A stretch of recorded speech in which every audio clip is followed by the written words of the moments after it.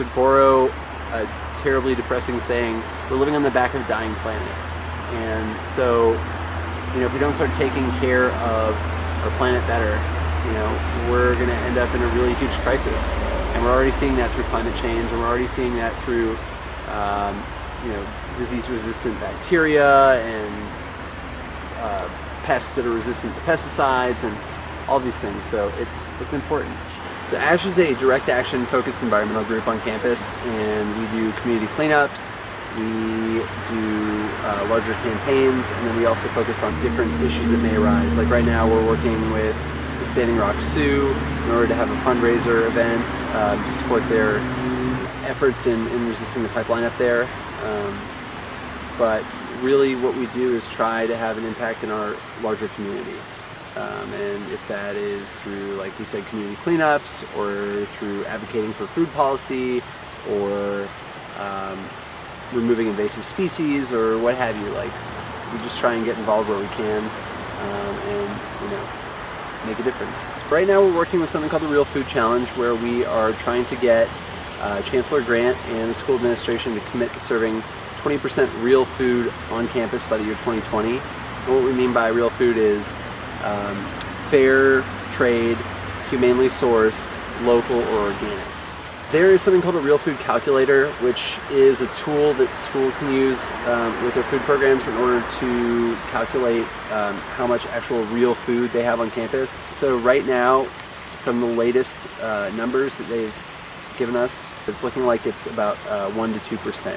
And we believe that through serving this, real food on campus, we can have an impact in students in the way that they purchase food, and kind of have a domino effect in that sense. So we're going around trying to get petition signatures. We're shooting for 1,000 signatures. Right now we have about 500.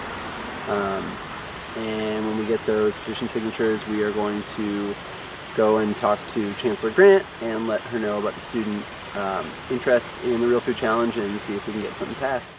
The SEC stands for Student Environmental Center, and we're a student-run and student-funded department.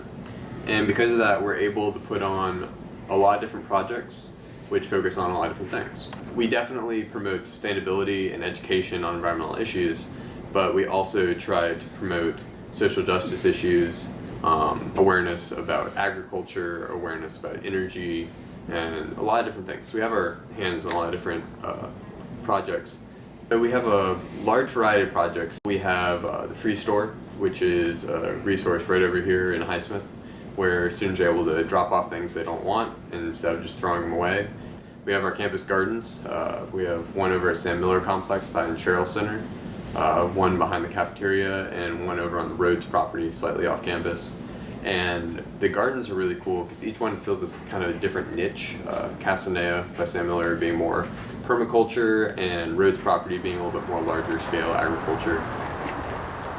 So the gardens originally started as a project of the Student Environmental Center. Basically my job is to organize what happens out here and getting people out here to do it.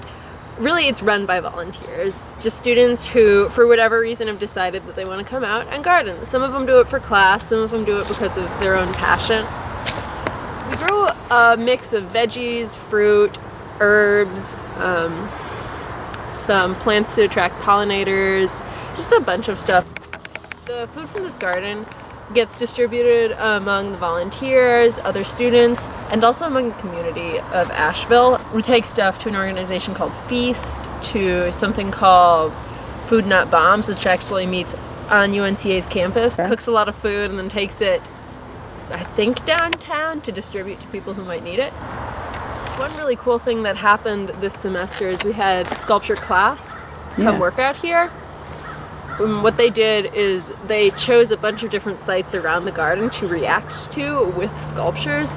So there are a few of them scattered around. There's a giant mushroom up there. There's a log with basically a geode inside it, down in with the mushroom log. There's these windows to get people to actually frame garden in nature. Like they're looking at a picture, which is neat. So that's been really, really cool. Having people come out here and engage with it, not just as a garden, but also as a place for art and as a work of art. as a whole, we definitely work for student empowerment, because I feel that if a student comes in here and we can talk to them, we can show them some stuff, offer them opportunities, and they're able to feel more empowered and able to have an impact on their campus, their environment, their community, I think that's really what the central message of the SCC is. We really try to have an impact on as many different sides of the environmental issue as possible. I mean, there's so many different facets, whether it's, conservation of species or conservation of the natural world or food justice or, climate change or divestment or all these different things. Like it's a complex issue.